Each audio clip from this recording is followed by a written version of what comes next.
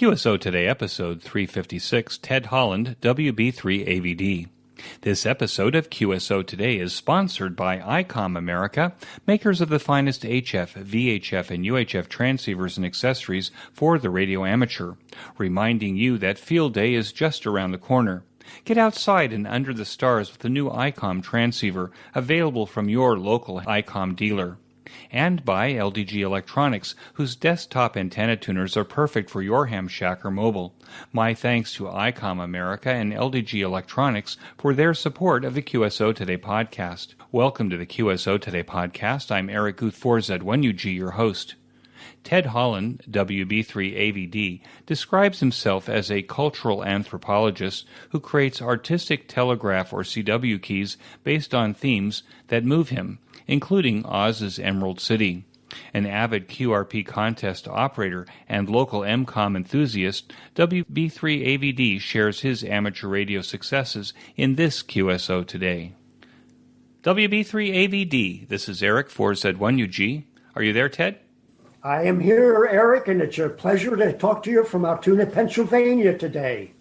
Well, I'm so excited to be talking to you in Altoona, Pennsylvania, Ted. Thanks for joining me on the QSO Today podcast. Can we start at the beginning of your ham radio story? When and how did it start for you? I'd be happy to tell you about that. It goes back in my memory, almost beyond my memory, when I was just a little wee boy, under 10, and I remember being out in the yard with tin cans and a string. And I think that's where my festering fascination with the communications began. A little bit after that, I had an uncle that worked for the phone company, and he got me a headset. And I vaguely remember running around the yard with that headset and stringing wires around and talking to my dad on the other side of the yard by landline with that headset. And sure enough, by the time I got to be about 11 years old, we're talking 1968, 1969 now, all of the Apollo moon missions were going on. And of course, I was a huge fan of that. And I remember it was Christmas Eve in 1968 when Apollo 8 went into orbit around the moon, and listening to those radio broadcasts. And I think that's when the absolute magic of radio really set in, because man had never gone so far away.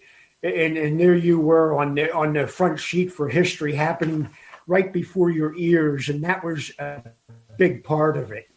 And then of course, I had walkie-talkies and that kind of stuff, and got to get into early teenage years in high school. And me and a couple of buddies saw an invitation to go to a local ham radio club that was meeting in Hollidaysburg, Pennsylvania. That's about 15 minutes down the road from me. And so we went to a first ham radio club meeting, not really knowing what to expect. And at that time, the club met in the Emergency Operations Center in Hollidaysburg. And the neat thing about this EOC was it was underground. So you pulled into the parking lot there and went down what seemed like a long set of steps underground there. And there was a big meeting room. And in the back, they had this radio room with stuff that you might remember: the large Heathkit big green boxes, the antenna tuner, the SB220 linear amplifier. And of course, when you were a teenager, this felt like you were walking into mission control. So that was the beginning of my ham radio career. And I finally got the Novice license in the autumn of 1975. I was 18 then. At the time, the Novice was the beginning license in the United States here, and you could hold that for 1 year, and then you had to upgrade to something else. And of course, the big hurdle for that was you had to pass that 5 words per minute Morse code test. That doesn't seem like much to us now. It was a huge psychological hurdle then. But I got through that in 1975. Then I was WN3 WB3AVD. The N was the sticker for the novice class license there. And within a year, I moved up to technician to become WB3AVD, which was pretty much where I've been ever since then. I eventually upgraded into the 1980s into extra class. They still required the 20 words per minute code then. And if you think the 5 words per minute was a hurdle when you were a novice, this was just as big of a hurdle then. But that kind of brought me to where I'm at this point, Eric. Okay, so you got your license, you got your first call sign. Did you have a novice rig? Do you remember what the novice rig was? I absolutely do. One of the guys in the radio club went to a ham fest, and he bought me a used rig, and I have no doubt that you and many listeners will recognize the Heathkit HW16.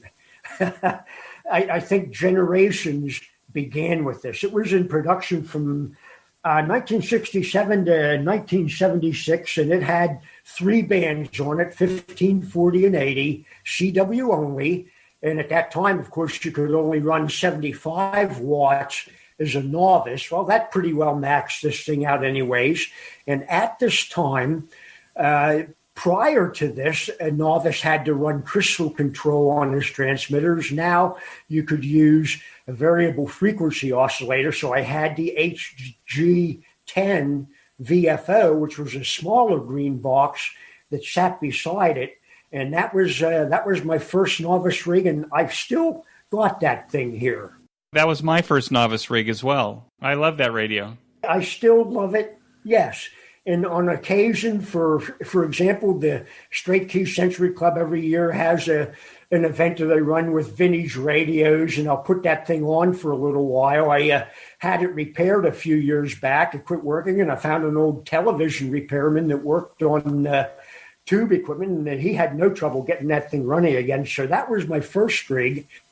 And then when I finally made it to general class sometime in the early 80s, this is another one you'll recognize. The Hot Water 101 was another Heathkit rig, and that was the one that got me into the sideband, which when you were a kid, you didn't want to work code, you wanted to work voice. So that was a big step up for me there.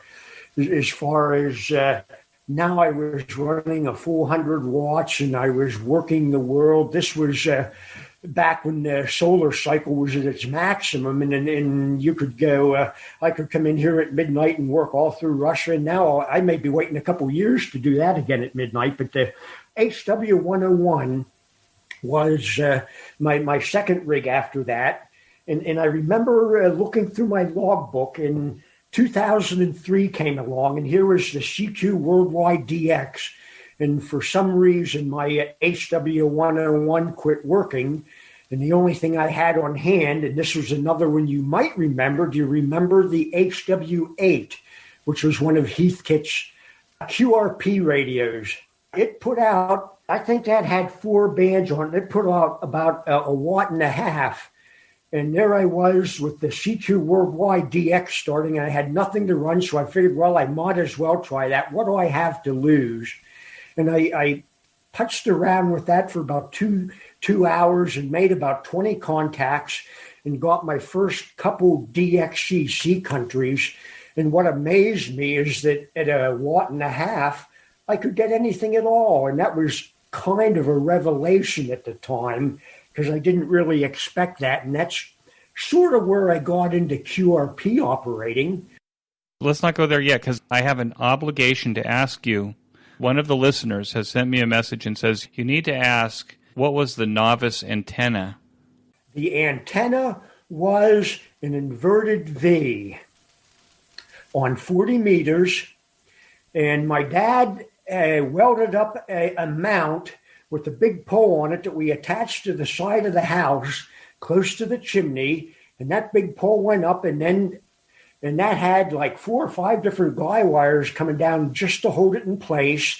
And the only thing that did was hold up that 40-meter inverted V with just a dipole perched in the center. That was my antenna for years, and I kind of loaded that up on 15 and 80 meters also. It's funny, I think that if I asked, and I haven't, but it's only recently that I'm starting to ask about the Novice antenna, that I'm going to find that probably the inverted V was maybe the most popular Novice antenna, just because it was held in place with a single mast. It was kind of a small footprint on the house.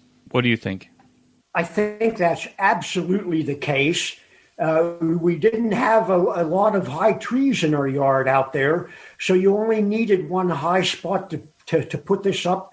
The other two ends were pretty close to the ground. The ease of putting it up was certainly a big part of that.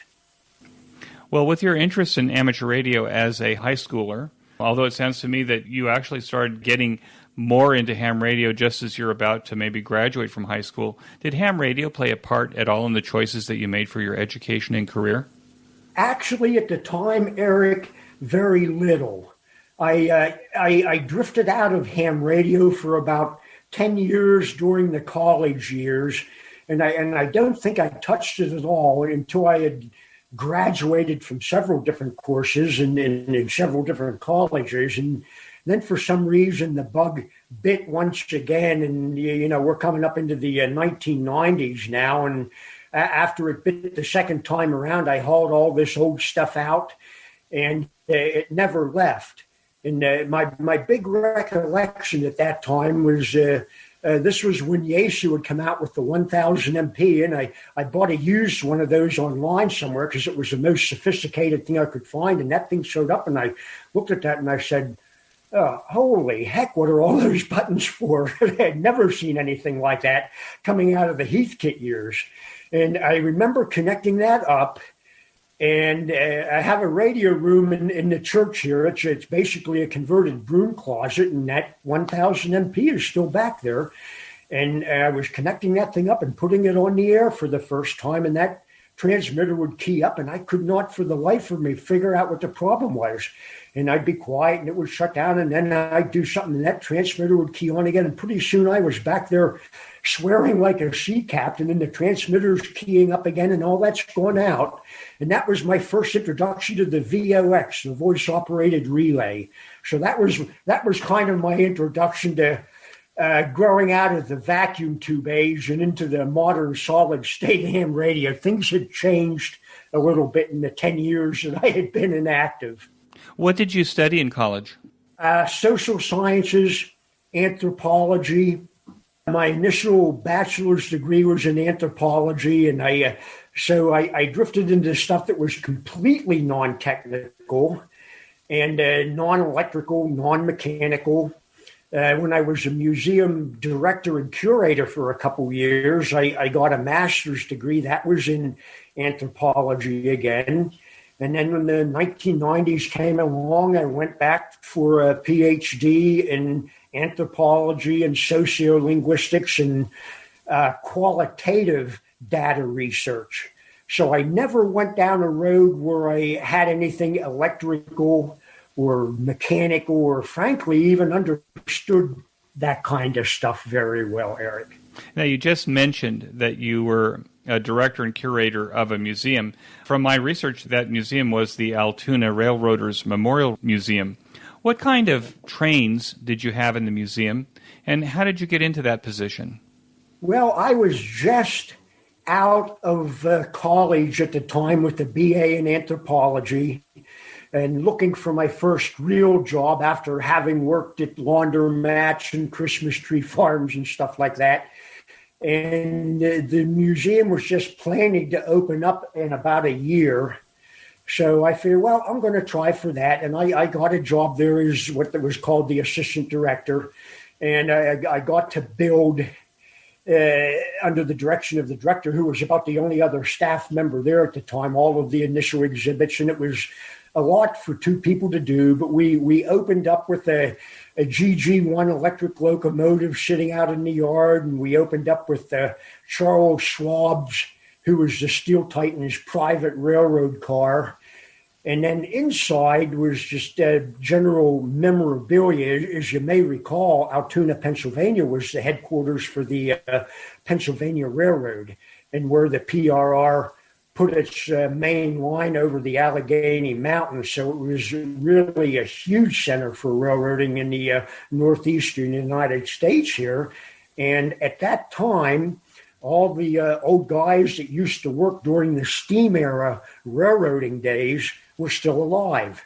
So I drifted in because I come out of the social sciences and still love that stuff. I drifted into starting what you're doing, an oral history program for these old steam era railroaders.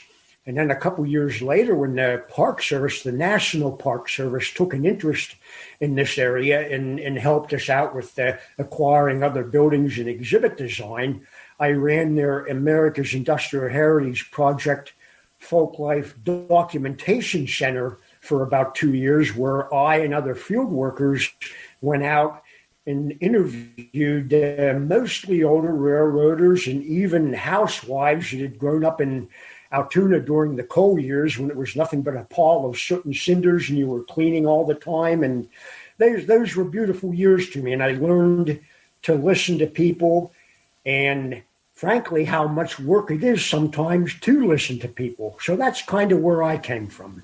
That's very exciting. Does the museum still exist? Yes, it does, and it's much larger now than when I was there. When I was there, we were just acquiring a 4-story building, which was derelict at the time and filled with just tons of pigeon droppings, but it was the old test department for the Pennsylvania Railroad, where they tested everything under the sun. They even the medical department was in there, and the X-ray machines were still existing. So that's now the main museum building, and it's getting ready to open up right now after a year off with the pandemic.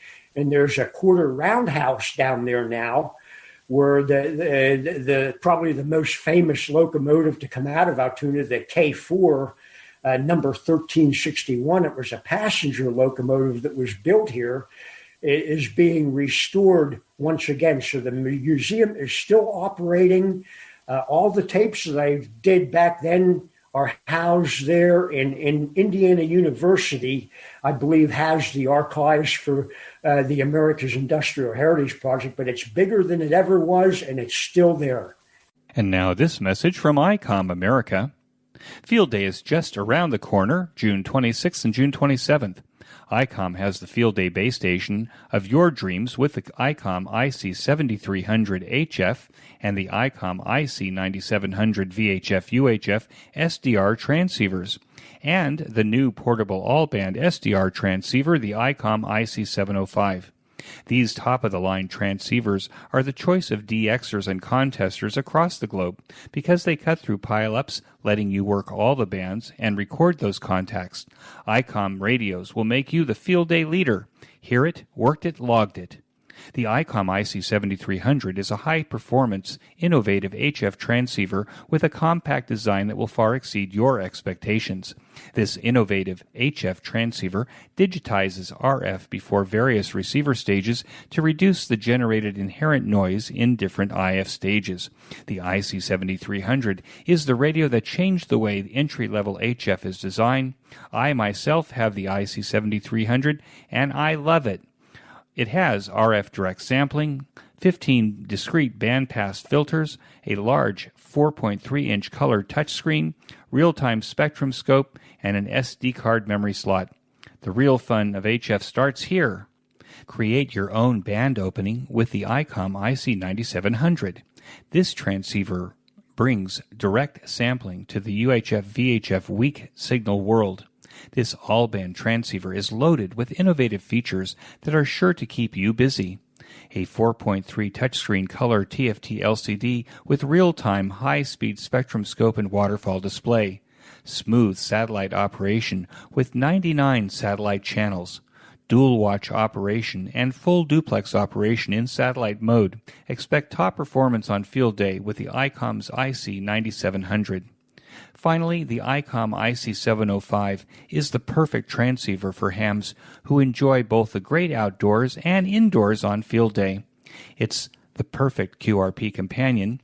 This base station has features and functionality at the tip of your fingers in a portable package covering HF 6 meters, 2 meters, and 70 centimeters. It weighs in under 2 pounds.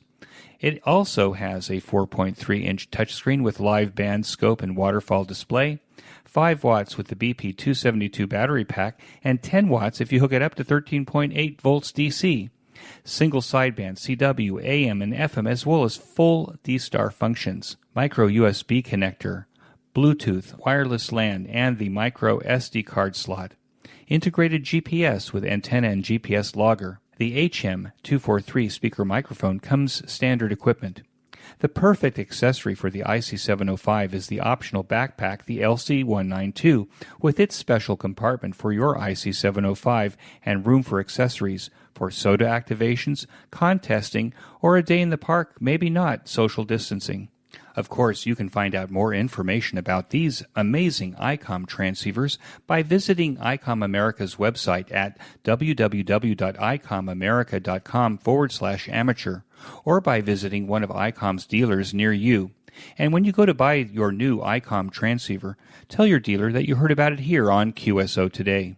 And now back to our QSO. Did you have a chance when you were putting together this project to talk at all about radio on trains? Actually, yes. And it wasn't so much radio telegraphy at the time as old railroad operators who remember all of the switch houses and block houses in and around Altoona being run by a landline telegraph.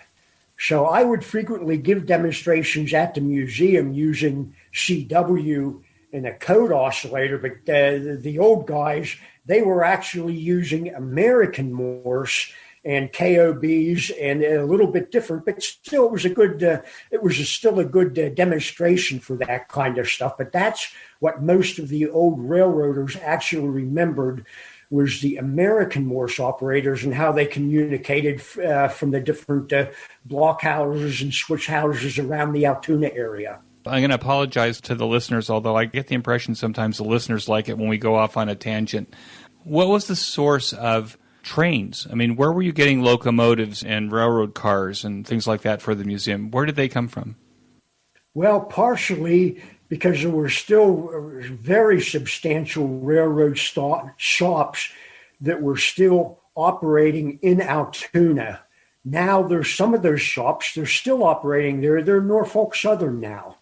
But largely from the Charles Schwab estate, which is about a half an hour out of town here, contributed the very ornate private railroad car that we had that Charles Schwab used. We had a lot of volunteers that were coming in from down east that worked on locomotive restorations down there. They made arrangements for a GG1 electric locomotive to come up, and local shops and superintendents help with some of the contributions of other stuff, a railroad post office car and a run-of-the-mill P70 passenger coach and stuff like that were already in the Altoona area. And given that the Railroad Museum opening in Altoona was a pretty big deal at that time, the railroad, which at that time I believe was Penn Central, was very happy to contribute some of those. So that's where some of the rolling stock, as they called it, came from. When we started, we were actually using video, but we wanted to make sure that we had a good audio connection, so we turned the video off. But you had a very nice background, hardwood walls behind you, an unusual radio behind you. You're in a restored church, right? Is this your QTH, or is this your kind of an office where you're at? It's both now. About 25 years ago, myself and a couple other partners who are actually practicing artists bought this big brick building off of the city of Altoona for $1. And we figured we were going to restore this place. Well, 25 years later, we still are. But the other main partner here, and there's about a half a dozen now, most of them are artists who have studio space here. I have a small machine shop here and a library and a radio room. All the toys are here, so to speak. And upstairs, which is a large amphitheatered floor on the second floor, has now been fully restored, and we have a theater up there and a theater group called Things Unseen, which puts on productions up there a couple times a year. So the city got it off of out of having to pay a huge bill to tear the place down, and we've put it back on the tax rolls to a minor degree by having operating shops here and a theater upstairs. And I actually have a small apartment here, so I just stay here now. But it's been interesting. It's an 1888 building that started out as a United Brethren Church. And what started out as a joke, we now call it the Church in the Middle of the Block, is its official name because it's one of the few historical churches in the Altoona area that's actually in the middle of the block. Almost all of them, for some reason, were on street corners. So that's where I ended up here. How many seats does your theater have? We can handle about 80 to 120 people at one time, which is really nice because it allows for a relatively intimate theater, and it's allowed us to kind of colonize that niche. It's not as impersonal as, say, the Mishler Theater across town, which can handle hundreds of people, and people really like that. We can't get a lot of people in at one time. 80 to 100 is enough, but we may run a program for, say, 2 weekends, Fridays and Saturdays and Sundays, and that works out beautiful that way. Intimate theater, it's close. You're close to the actors. You're practically sitting on the stage, and it's just something a little bit different that a big theater does not have. I do music, and I think that that's absolutely the right number, between 80 and 100, 120. So that's really cool. Now we have to go back to amateur radio. What's the current rig? The current rig is a first-generation Elecraft K3. And I'm still using that. That must go back 20 years now, Eric. And it's still the one that I really, really like. And one of the reasons I really like it is it's much quieter to listen to than, say, my old 1000 MP was. I spend a lot of time listening per the amount of time that I actually spend communicating. So a receiver that's relatively quiet and doesn't roar in your ears is really nice. And the other thing that I really like is you can do radio teletype and PSK with this thing without having to connect it up to a computer. You can use your iambic paddle for that. So I really like that. I managed to get my DXCC certificate on radio teletype without having to boot up a computer. I don't find that my memory for house software that I don't use very often sticks with me very well. So I really like that, and I really like the K3 and almost don't have any desire to move on to anything else. And what are the antennas that you have on top of the church in the middle of the block? Still very basic. I have a off-center fed dipole, which is inside the attic. And it goes for about 60 feet, the length of the building. I use that for almost everything except 80 and 160 meters. Those go onto a 33-foot mast, which is on top of the building. That loads up the low band stuff. And those are the only antennas I've got here. I'm still using very basic 100-watt barefoot power and simple antennas after all these years. I'll admit my bucket list is to someday have a 70-foot tower and a gain antenna, but that may be down the road and someplace else. I don't think that'll work in the middle of town here too well. And it's my understanding that you are still a QRP operator, so you don't have to worry about burning down the building by pumping a lot of power into that attic antenna, right? That is correct. I everything I do is between 5 watts or just the basic 100 if it's a DX station I really want to get. But I'm up to something like 125 countries on QRP now, and that's what the most. Like I said, an antenna in the attic is not the cream for doing that kind of stuff. But I've been amazed at what low power can do.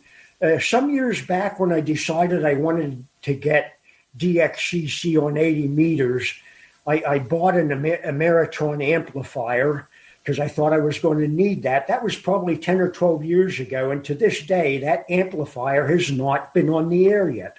So I feel that working low power has made me both a better listener and a better strategist for, breaking through pileups and frankly, just plain learning how to listen and judge what's going on and what bands work when. So if you're trying to work through a pileup as a QRP operator, what is it that you listen for? I listen for the rhythm of the pileup. Almost everybody announces their call sign at once. And then there's a brief respite until they all start giving their call sign a second time. And it's that little breach in the wall there that I'm looking for.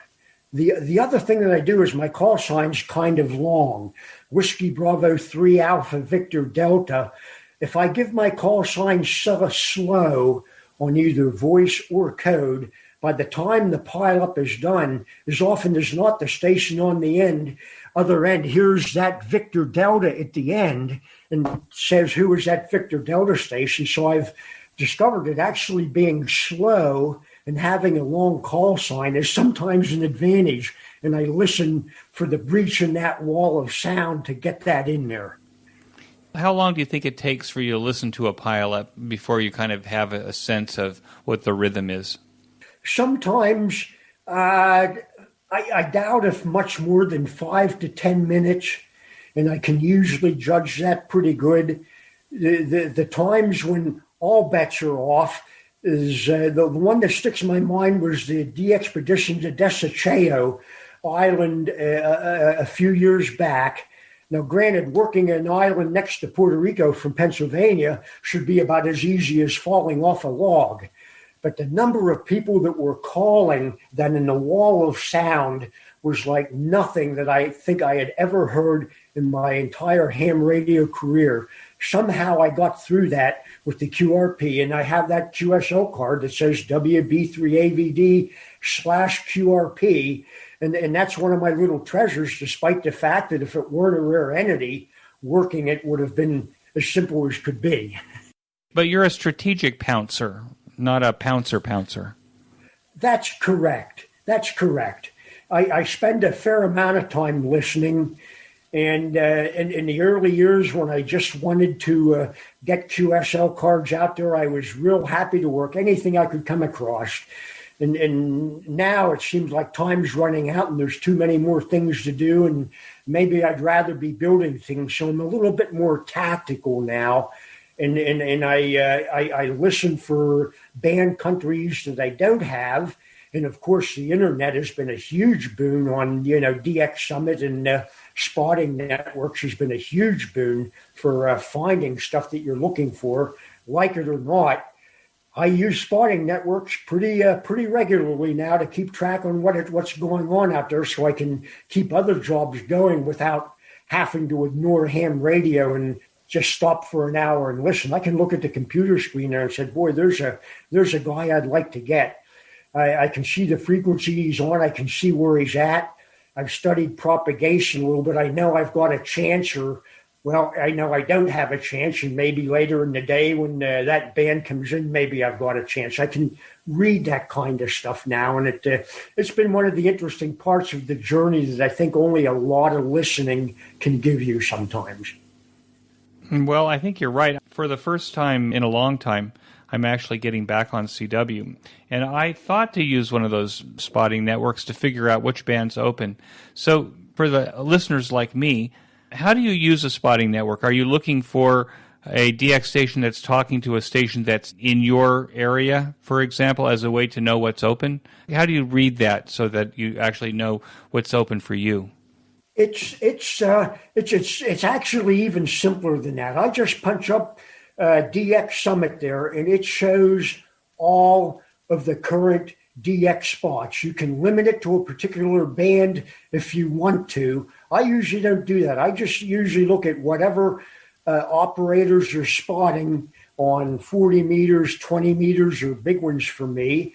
And then I look at it gives both the station that's being spotted and the station that spotted them. If it's 40 meters, and it's 9 o'clock in the morning Eastern time here, and the guy that spotted him is in Europe, and he's working somebody in Asia. I know I don't have a chance. It's not time yet. So I look at both the station being spotted, and I look at where he's being spotted from, and that's pretty well all the information I need to know whether I've got a shot at it or not. And if all else fails, go to that frequency and listen and see if you can hear them. That's where the rubber meets the road. Let me take a quick break to tell you about my favorite amateur radio audio podcast, and that's the Ham Radio Workbench podcast with George, KJ6VU, Jeremy, KF7IJZ, and it now includes Michael Walker, VA3MW, where they pursue topics, technology, and projects on their ham radio workbenches every 2 weeks. The group documents their projects and makes circuit boards available to their listeners. They have interesting guests and go in deep. Jeremy may complain about the overall length of the podcast, but friends, let me tell you that I could listen to it all day, and that's good. Even if you are a seasoned ham radio builder or just getting started, be sure to join George, Jeremy, and Mike now for the Ham Radio Workbench podcast on every podcast player. Use the link on this week's show notes page by clicking on the image. A new way to show your support for the QSO Today podcast is to buy me a coffee. I consume gallons of coffee to create this weekly podcast. Invite me for coffee by pushing the yellow button, Buy Me a Coffee, on the QSO Today show notes page. And now back to our QSO Today. Well, one of the reasons that we're talking, Ted, and the way that I know about you is in this month's K9YA Telegraph, which I get every month. And by the way, I'll put a note to it in the show notes page for the listeners. This is probably one of the best 4, 5, 6-page monthly newsletters that you can get about ham radio because the writers, like you, Ted, really go into great depth, and the articles are very interesting. So I saw an article that you wrote this month called the Chimera. That's how I learned from you how to pronounce it. And it is a telegraph key that's quite unusual. So what I'm interested in is knowing how did the Chimera come about, but also it seems to me that you have an obsession for building keys. So can we talk a little bit about how this obsession began and what you do to end up with an end product that becomes the Chimera? Oh, I'd be happy to talk about that. Sometime about 7 or 8 years ago, I kept looking at machining miniature equipment in lathes and stuff like that, and I kind of thought that I looked at all those neat accessories and all the things you could build with them. And at the time, I thought I wanted to get into maybe live steam or something like that. I never went down that road, but about 7 years ago, I finally said, I'm going to buy a little lathe. And I got one of these little Shoreline lathes, which is about 2 or 3 feet long and weighs maybe 25 pounds. And it's a beautiful size for working on keys. Well, the lathe shows up. And I put it under the office desk for about 6 months because I was afraid to turn it on. It had been, I think the last shop class I had was in junior high, and I had one metalworking class where you made a salt shaker, and it was that far back. But so it sat there for 6 months, and then I thought I'm going to try and make a telegraph key, and I looked up just one online at the time. I think it was one of these steampunk forums that went through making a key on board step by step. And I said, yeah, that's the thing for me. I can just follow and do exactly what he says. And after that, after the first one there, and now we're at about 2010 here, I would say, I figured I want to start building some of my own keys. And that's where it all started. I had initially thought that maybe I would want to just get old ones and restore them. But it turned out after building a couple that just doing whatever I wanted to do was a lot more fun. And then I discovered things like powder coating, that you could do that kind of stuff at home. Well, powder coating is basically looks like a little space gun that puts out a puff of colored powder, and it's electrostatically attracted to the metal, and then you cook that in a little toaster oven, 400 degrees for 20 minutes, and you've got a beautiful colored finish there. And I discovered that I could do that real easy here. Now I had keys that I could add color to. And then I just started to discover things like Tom Pereira's Telegraph Collector's CD, which had thousands of photographs of vintage instruments. And I just love looking for those things and getting ideas from there. And that's where a lot of my key ideas have come from, like Camelback keys. I absolutely loved. I turned them into something else, but they started there.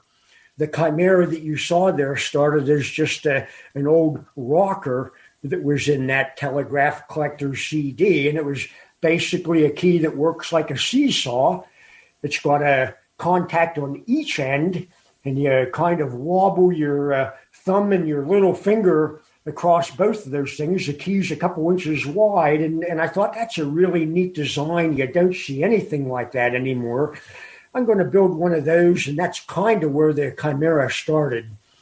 But it was really looking through a lot of these books on vintage instruments and thousands of photographs and looking at the gorgeous design of old Camelback keys from the 1800s and stuff like that said, I'm going to take those and build a modern key based on that and apply maybe some modern colors and ornamentation that the originals never had and bring those modern keys into a different age there. So I've really gone in the direction of adding color and really fancy woods and stuff like that the originals never had.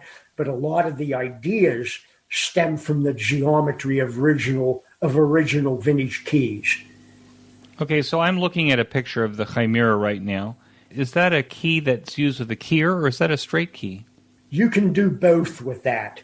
There is a rocker on there, and you'll see that. It's got two orange paddles off to the sides that the hand can span, and it toggles back and forth like a seesaw. And underneath that, sticking out the front, is a straight key. You can use either one. And in manual mode there, the electricals for them are both the same, so you can actually put your wrist on the back of the key there and wobble the rocker back and forth using your thumb and little finger. And if you want, at the same time, you can use your index finger to go back and forth with the straight key. If you want to do an electronic keyer, then you can decouple the contacts at each end of the seesaw and use that rocker like an iambic paddle. One side would do dots and one side would do dashes, but you can't use the straight key at that point because the electricals are different. So it's an odd combination of keys on one base. And the other thing that makes this particular key is unusual is that there are no springs in there. Both the rocker and the straight key operate off of torsion bars. That's not a new idea for ham radio, but still it's not something that you see very often. So the combination of that rocker and straight key and torsion bars, what makes the Chimera just an oddball. Let's put it that way. I'm looking at it right now as you're describing it. I can see what you're saying in terms of where you'd connect the wires in order for it to be a straight key and how you'd use it as like an iambic paddle. It's really cool. So you talk about looking at Tom Pereira's Telegraph Collectors. I'm assuming this one is your design. Are you designing other keys along the way? And what is your focus on design in terms of what do you think is the biggest value that you want to bring when you design a key? I think what I want to bring to it, Eric, is something that is simply beautiful to look at, even if you don't know what it is. I've always enjoyed looking at some of the old pictures of some of the really vintage stuff from the 1800s where somebody took the time to put a little bit of ornamentation on there or to paint into some leaves or some ivy that went around the base or something like that. So I've really enjoyed adding extraordinarily fancy wood sometimes brilliant colors. And over the last couple of years, one of the partners in the church here is an artist who's now a retired railroad welder who does a little bit of painting. And we were futzing around on the internet one night, and we come up with some paints that mimic stained glass.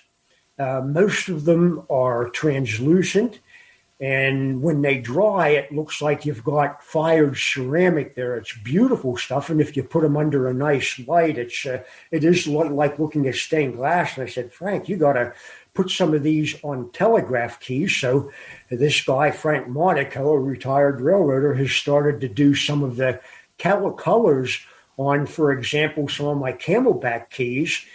And let me tell you a little bit about those because it gives you a sense of where I come from. I loved the styles of the old 1800s Camelback straight keys.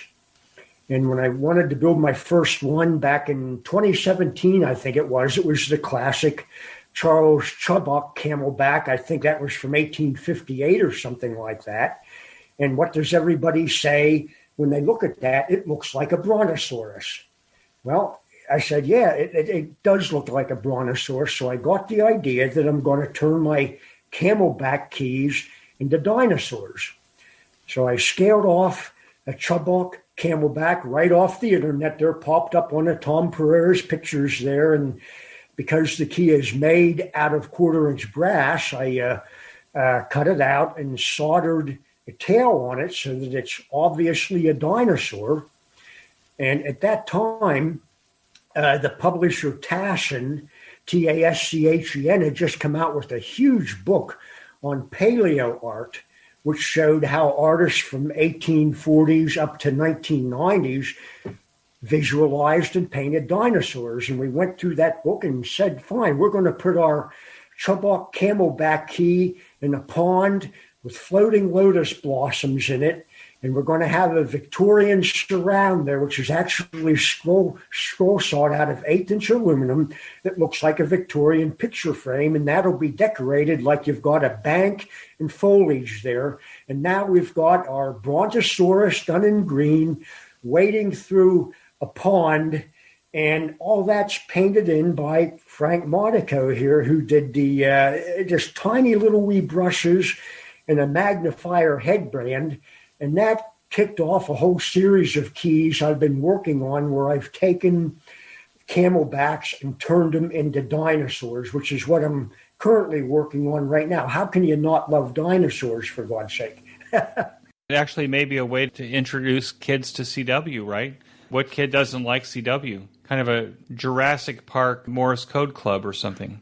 Yeah, you could do that. So I'm up to about 9 or 10 of those now. And one of the things that I discovered in the last 2 or 3 years, when I was buying and looking around for exotic woods to use for bases and stuff like that, is that people that make knives use this stuff that's called stabilized wood. And if you go to, for example, Etsy.com, and it's like like eBay in a sense, and type in stabilized wood block, there's 20 pages. There's this gorgeous stuff that's produced for people that make knives. There's apparently a knife maker wants a wooden scale on each side of his knife there, and these blocks, they're about 1.5 inches by 3 inches long. A lot of them come out of Russia, very easy to buy these days, and the wood is dyed, and it's usually a highly figured hardwood to begin with, and then that's put into an acrylic resin that's also dyed and treated on a vacuum table. So basically your wood is turned into plastic, and you can get brilliant colors for both the wood and the resin that it's embedded in. And this stuff machines like hard plastic or aluminum. It's beautiful to work with, and it's opened up a whole venue for me for building keys on spectacular pieces of wood color-wise. And typically with a piece of wood like that, I'll use a clear nitrocellulose lacquer finish that just looks water wet, instrument quality finish. When it's done, you can almost see yourself in it. And it makes for keys that have gorgeous, sometimes really in your face colors. That's one of the things I've really gone in the direction of. You didn't see that kind of ostentatiousness in many telegraph keys, but I enjoy using those colors. It makes it fun for people that don't know what they are to look at them. And now this message from LDG Electronics. LDG Electronics, our new sponsor, is a family-owned company that manufactures sophisticated antenna tuners, balance, and antenna accessories. Check out their new Z100A antenna tuner for your shack or portable operation that includes LDG's famous 10-to-1 tuning and plug-and-play operation. For more information, click on the banner in this week's show notes page. And when you make your LDG purchase, tell them that you heard about it here on QSO Today. And now back to our QSO. Now, do you have a key museum for people to see the artwork, or do you actually display that work and sell it? I do not do any sales. I made the decision very early to keep the entire collection together, and across the library table from where I'm sitting right now, I'm looking at about 70 of them sitting there. What I would like to do someday would be a museum exhibit that shows the actual keys. And I've built in the last 10 years 84 or 85 of these things so far. And I figure another 2 years I should reach about 100. And then at that point, I'd like to do a book where I can share, frankly, just my enthusiasm for these things with other people. Some of them are pretty strange. There's even a handful of them that don't work very well. But all of them kind of become your children at a certain point. And I've elected to keep them together so that I can do that book and have a photographer and that can do professional photography that will really show the just the sheer fun and the exuberance of looking at these things is what I want to share. That means probably a website someday too. Okay, well, I'm going to ask the listeners to take a note, put it in their calendar for in 12 months to start sending you messages about the book, so that, in fact, in 2 years, we'll actually have a book to see all of the work that you've done. That is my plan. I did a book about 2 years ago just to see how it's done, how you e-publish a book on Amazon based on my mountaineering experiences when I was younger. Well, I put that together and just made a couple copies and gave it to family, but it's doable. And I could put this thing with glorious photography on Amazon and sell it for 99 cents, and everybody could have a look at what gives me such a thrill for next to nothing. And that's what I want to do. Or you could make a coffee table book. You could do that too, but I don't know how many people would want to pay the price of printing something like that. It's I have enough books here to know what they cost sometimes.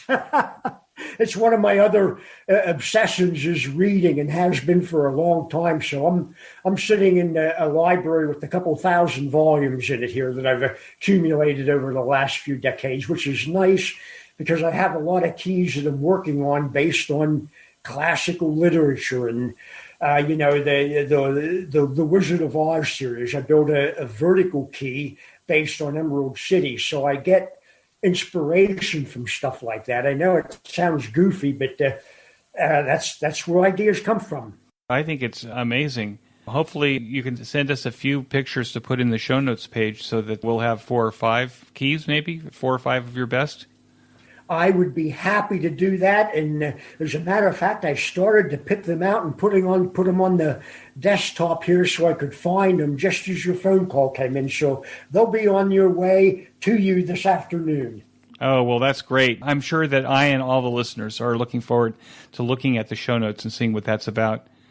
Do you build anything else at the moment with your machine shop? Do you have other things that you like to build? No, I actually don't, Eric. I've got books here on building little live steam locomotives, and at one time I thought I'm going to build some of those and just put them in the yard adjacent to the building here. But when I realistically figure how much time that's going to take, and that I could have probably built 25 more keys in that same amount of time, I have no desire to leave key building to do something else. It's become what I want to do, and it's one of those strange obsessions. There has to be a word for it somewhere, or maybe we should invent one. But if I don't put in an hour or 2 or 3 or sometimes a lot more every single day of the week building a key or working on one or coming up with ideas, I feel like I've wasted the day. So I don't think I'm going to build too much other stuff, but that still leaves open a lot of range. For example, I want to build a key that'll double as a sundial. Well, there's another one that opens up the possibilities a little bit. I want to build a key that you can set out there as a geocache key that will actually be picked up by geocachers, and I want to see the key go through all 50 states and physically come back to me. And so it's goofy things like that that will stretch the bar a little bit. I was thinking the other night that I should build a key that shoots. Well, I don't know how much need there is for that kind of defensive telegraphy, but it sounds like a fun thing. Somebody made a joke with me last year, why don't you build a key you can smoke? Well, I build one. I build a key that you can smoke, and it fits in a little snooze can. Kind of a joke. It can be made to work. It's kind of slow, but you can smoke it. Well, I don't know how big of a market there is for that kind of stuff either, but it's these kind of weird ideas that I have the freedom to pursue, and I'm not responsible to anybody for a product or a paycheck. If I waste a month on something that turns out ridiculous, it doesn't bother me. It's a nice freedom to have, and I want to spend that on telegraphy because that's where my passion is at. Now, you just mentioned geocaching. Are you a geocacher? No, I'm not. But I got interested in it about a year ago and read a book or two about it and started to see that you can build things that you, as they call it, release into the wild. And now I want to build a telegraph key, and we're going to build it to fit in an Altoids tin and put it in a geocache. And then the mission will be that guy will pick it up and it will go through all 50 states and come back to me. Or maybe it'll go to 100 countries and it'll come back to me. And that's the kind of ideas that I get that just keep me awake at night. What a wonderful idea. But it also sounds like you're spending a lot of time in an artist colony. So do you do anything outside of the church in the middle of the block? Are you involved in like emcomm or anything like that? Yes, I've been involved in helping with amateur radio communications for local walkathons and triathlons for, I think, 20 years now. And 2 weeks ago, I just did one that was called the Dirty Kiln Race at Canoe Creek here, and it was a half marathon. And I do a couple of those every year, which is mostly FM communications all along the sometimes pretty extensive route. And as often as not, I end up being the net control for those and may have as many as sometimes 10 or 12 operators out there along a full marathon route or a triathlon. So I do a couple of those a year, and I really enjoy that. Sometimes I say, gee, I don't want to get up at 5 a.m. and go out here, but I'm always glad I went out and did it, and it gets me out of the building, and it's a really good thing. So I can imagine I'm going to be doing that for a few more years yet, Eric. What do you think the greatest challenge is to amateur radio now? Well, to me, it's getting young people involved.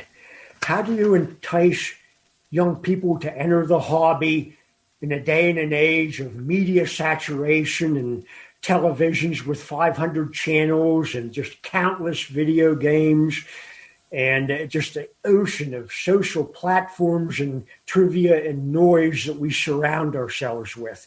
How do you show them that we've got the goods given all that static out there and all the distractions that we've built into our lives with these things? How do you cut through that and show younger people that this is some of the stuff that we can do, and it's really, really cool? That's what I think the big challenge is right now.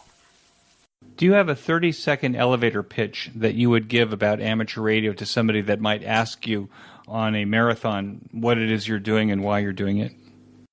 I would say that what excites me most about ham radio is all the things I haven't done yet.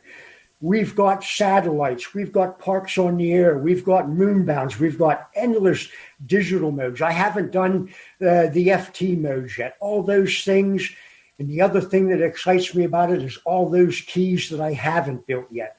All that is what excites me about ham radio in just a quick 30 seconds. So it's the possibility of those things that excites you. Oh, absolutely.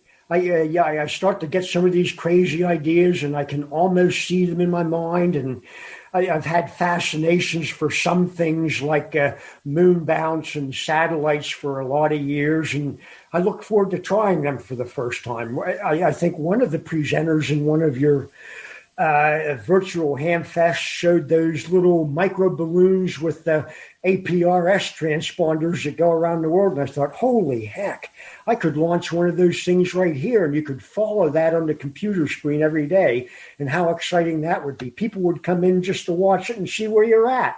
That kind of stuff excites me. We've got all kinds of those things that I haven't even sampled yet. And I would say if you're new in ham radio, sample around a little bit and try some of those delicacies until you find something you like.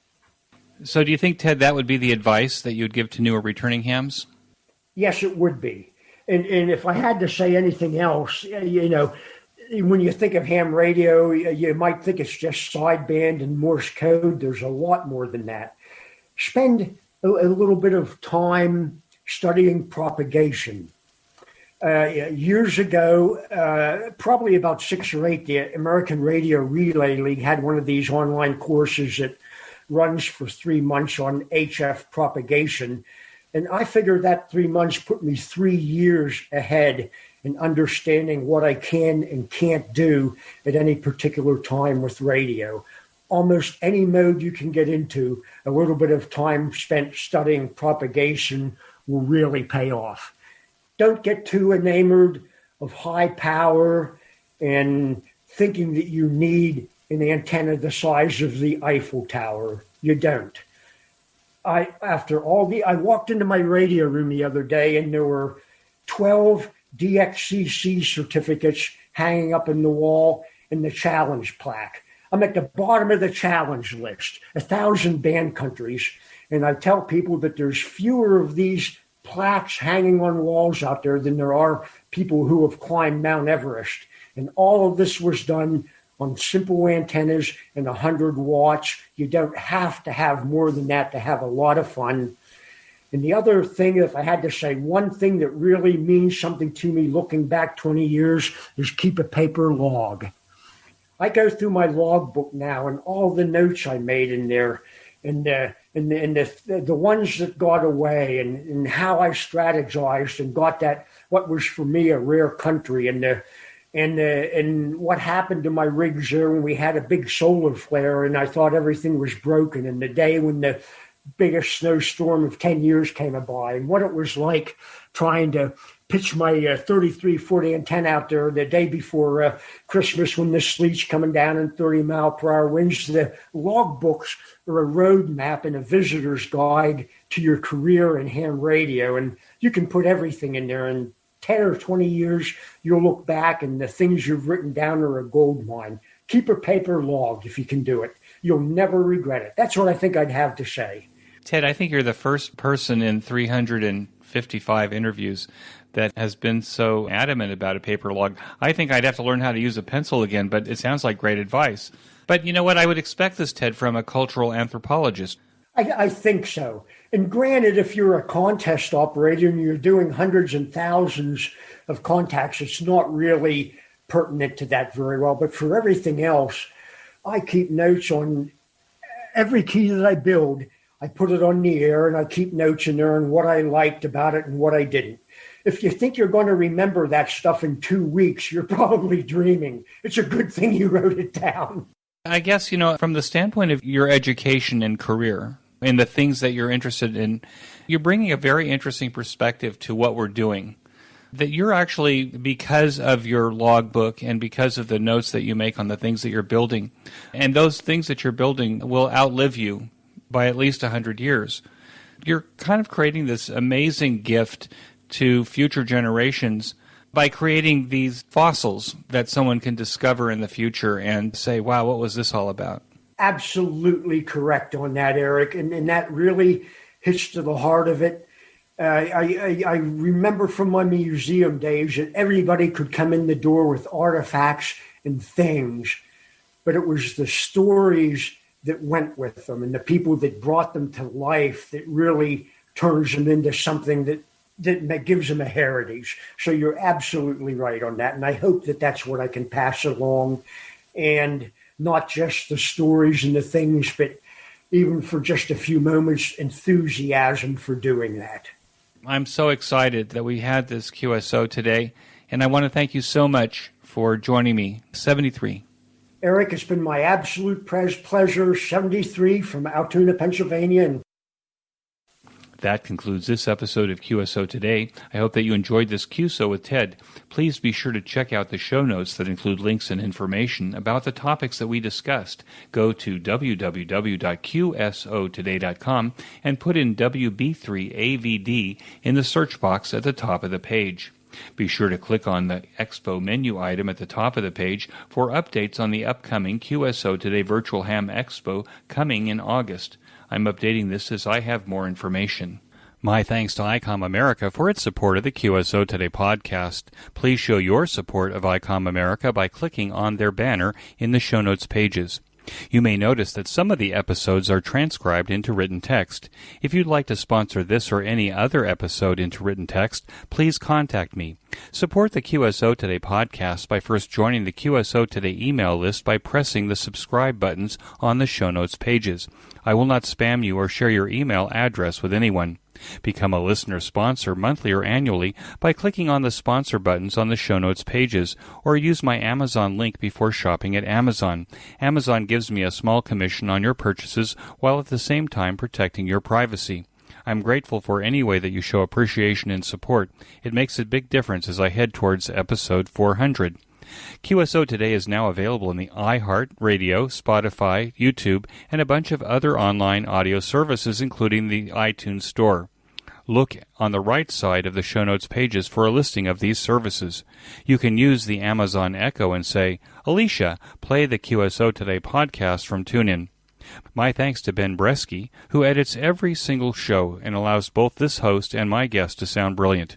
Thanks, Ben. Until next time, this is Eric, 4Z1UG, 73.